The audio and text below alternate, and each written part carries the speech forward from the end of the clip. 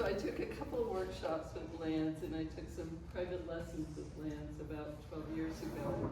And I have to say, when I first started working as an artist, I had this notion that what I would produce would be very refined paintings. I had followed an artist where I lived before who did these this beautiful work and lots of detailed work. And so I started working with Lance. And in the first workshop, after we got started, I did this painting. And you'll see how refined it is.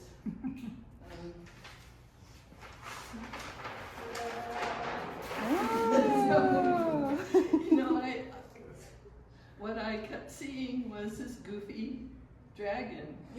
So that's what I ended up painting. So, but I think the lesson learned was that in abstract work, you really just have to learn how to see. You have to see forms and lines and create meaning out of kind of a mess, which is certainly this was.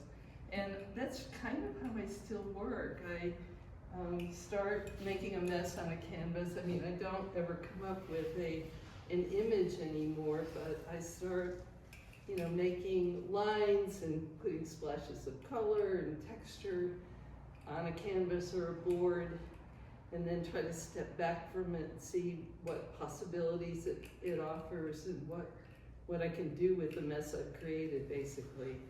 And then the refinement starts. My brain kicks in and things I know about design and color theory and all of that, but I try to push that back a lot and just respond to what I'm seeing and whether, what possibilities it offers.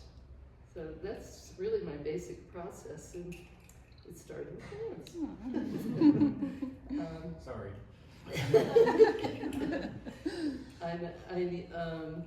I never have an image in mind. I may pick colors. I always pick colors before I start, but even those sometimes partway through a painting, I think, this needs something different, and I'll start splashing on some different colors and different lines to make it more interesting to work from.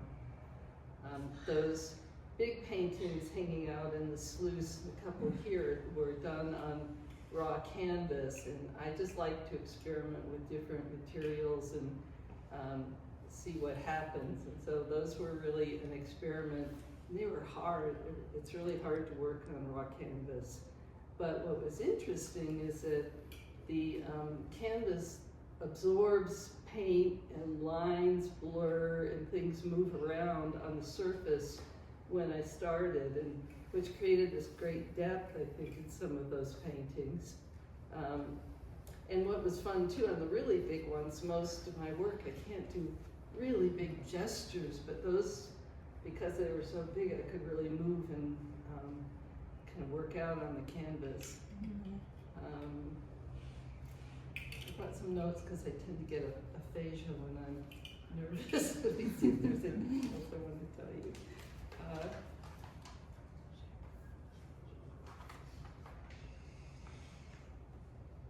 Well, part of the analysis that goes on when I've already created a mess and got a painting started is I look for forms.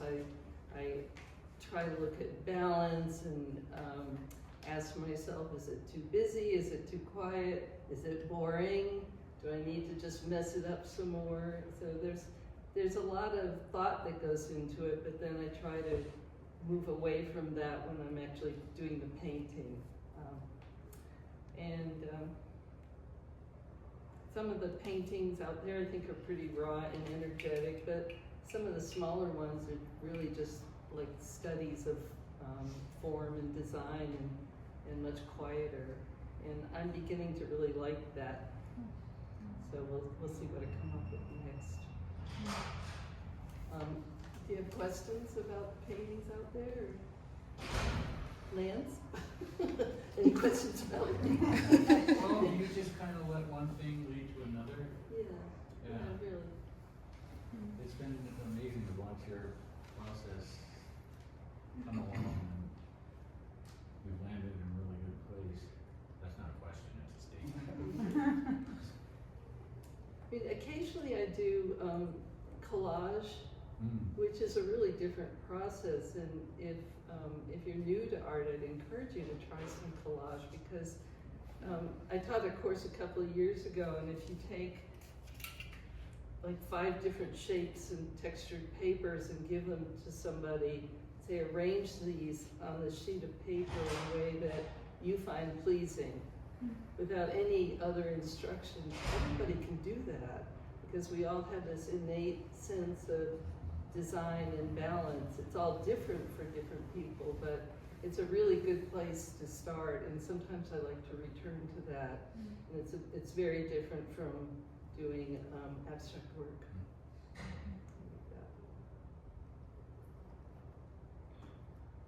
Do you primarily work on a canvas, or do you work panels, or? I work on panels some. I like working on panels because I can scrape into them and really manipulate with paint. I work on prepared canvases, and these raw canvas was really different. So it sounds like your inspiration evolves during the process. You don't have any. No, there's no message. There's no Just meaning. It's crazy. just responding to what I see. I mean, sometimes I am inspired by somebody else's work, so I may pick colors that I think, oh, those colors in that piece that somebody else did are really inspiring, or shapes, and I do look at the work of other artists a lot. One of my current influences, David Mencken, who's a UK artist in Cornwall. His work is amazing, and that blue painting out in the hall is, you can see his influence. It's not a copy of his, but there's definitely some Mencken showing there. And someone who influenced him was, I forgot his name. Paul. I wrote it down because I can't forget. Oh, Peter Lanyon. And he preceded David Mencken in Cornwall and influenced him, and his work is really interesting. He died early. He died in the 60s, but so he's not working anymore. Not here. It's far from here. Carol, what made you decide to work on raw canvas? Well, I wanted to work big, and I didn't. So a big piece of canvas I can just staple on my studio wall, and I didn't know any better.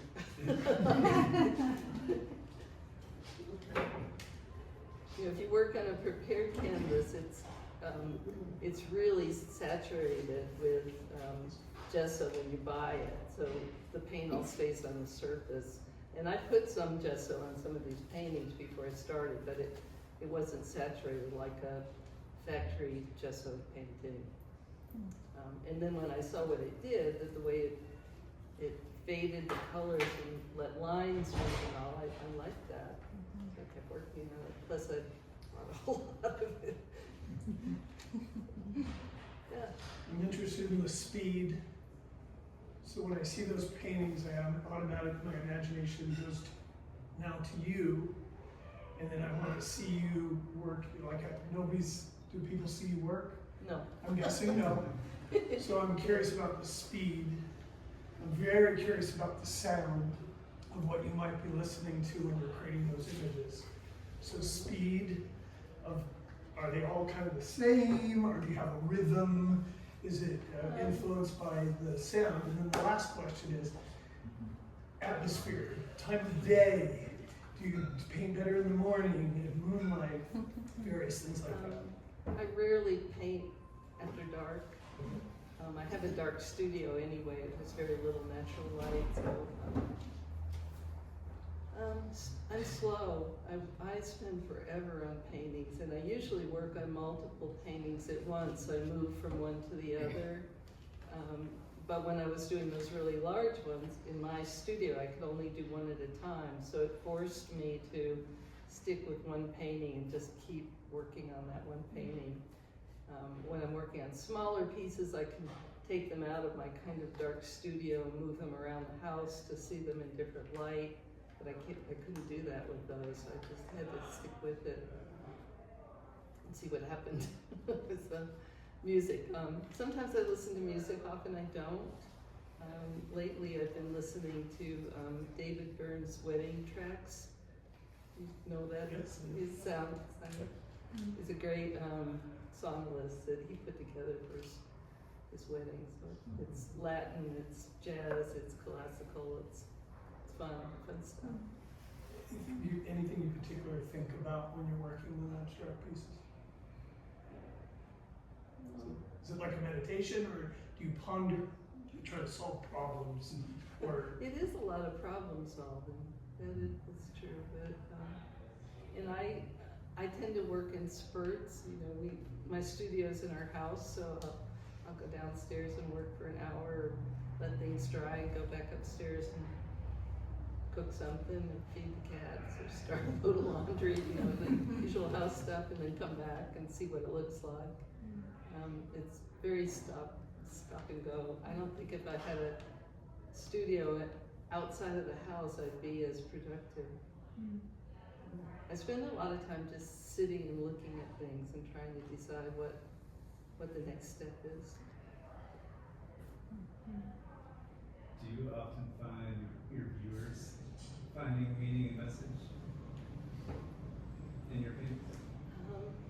No? I don't know. Yeah.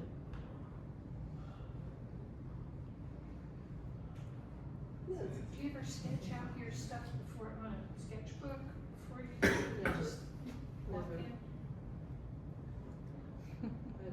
And you know, that's kind of against the standard advice to artists, that you should always work everything out and sketch every day, and I don't do any of that. I got one of those big pieces of canvas and just went to work on it. I didn't have any idea where it was going to go.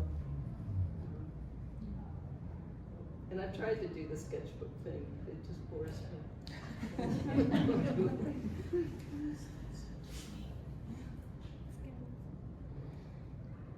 Anybody else? Ready for the main event? The main event? Oh, one more. So I'm curious, and I don't want to use the wrong word, because I don't know what you use for this. So like, some artists make mistakes, errors, miscalculations, whatever you want to call it. But how do you deal with those? Are they, like, yeah, just how do you, or do they even exist in your world? Oh yeah. The initial layers all look like mistakes to me. You know, and I've ruined paintings, but with acrylic, you paint over. So I do a lot of painting over and corrections after the fact. But I try not to do so much of that anymore because it tends to just kill a painting. Too much fussing around. Thank you so much, Carol.